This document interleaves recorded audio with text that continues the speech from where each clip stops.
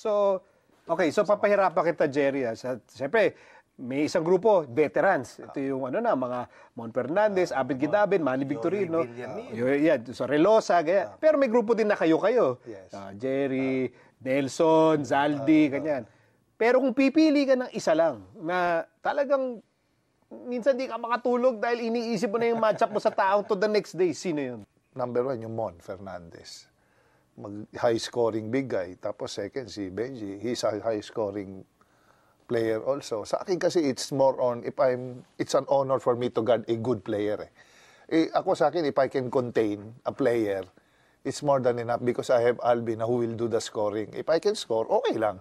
Ikaw, Coach Ronnie, who was, again, sa PBA, ang daming magaling na gwardya, but if you were to pick one that, alam mo yung sort, really pushed you to step up your game pag siya katapat mo, sino yun? Si Dindo, si Bullet Pumaren. Kasi grade 2 pa lang kami, magkalaban na kami. Mag-teammate na kami. So, more or less, kilala namin yung isa't isa from inside out. Till eventually, nagpunta siya sa ibang school sa college. And we also played for different teams sa pro rank. So, hirap na hirap ako sa kanya. Siguro kahit paano, nahirapan din siya sa akin. So, I had to figure things out before we played against each other. At madalas yun yung laro Hindi lang sa elimination rounds, sa playoffs, and so on and so forth. So, yung mautak siya maglaro saka mabilis. So, kailangan magawan mo ng paraan para makasabay ka at para magawa mo yung kailangan mo para sa mga teammates ko. Dahil eventually, yun naman ang kailangan ko to set the table for Benji, sila Romy De La Rosa, at para matapatan ko rin yung matchup dahil kailangan habulin mo siya. Kundi, likod lang na uniforme makikita mo. So, si Bullet yung naalala ko. Although kay Dido kasi, hindi ka na nag-aalala ng mga ganun sa'yo, no? Ay, hindi siya ganun. Wala, hindi siya ganun Iba namang obstacle yun o roadblock. Iba yun. Pero saksakan ng bilis, saka magaling dumipensa. Benji, was it still Jerry pagdating ng PBA? Or Alara, dahil mo nang nagigigil ka na doon sa mga katapat mo sa PBA? Kung yung mga kabatch ko, yes, si Jerry. Pero kung pag-uusapan natin yung mga veterans, si Mon Fernandez and Abed Guidabin. Si Kuya Abed?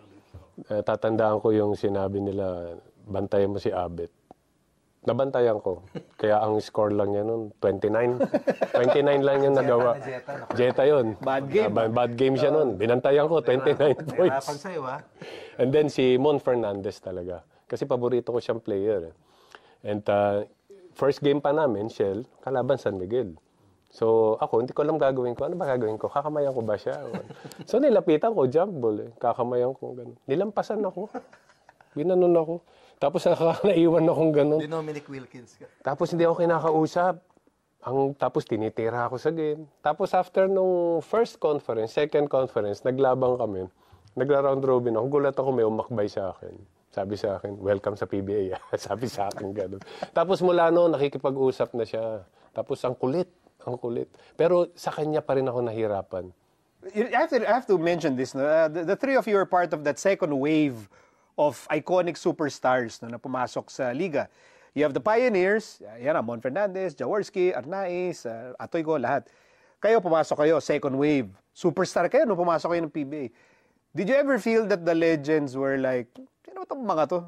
Kami yung liga namin to, tapos papasok-pasok kayo, mga sikat boys kayo ng amateur. Was there ever a feeling like that? Siguro dumarating yun, di ba? Pag may papasok na... Natural yun. Natural yun. Pumasok na bata, hindi ka pwede. Bata ka pa Dadaan ka muna sa akin. So ngayon, pag nakita nilang medyo kumakasa, may potential, so ayun, medyo na sila, medyo may respeto na. Ganun naman, kahit naman kami ganun. Pag may dumating, hindi kami papatalo. Pero pag natatalo, hindi, talagang talo tayo, magaling natin. Kailangan ko ng double natin. Hindi ko na kaya.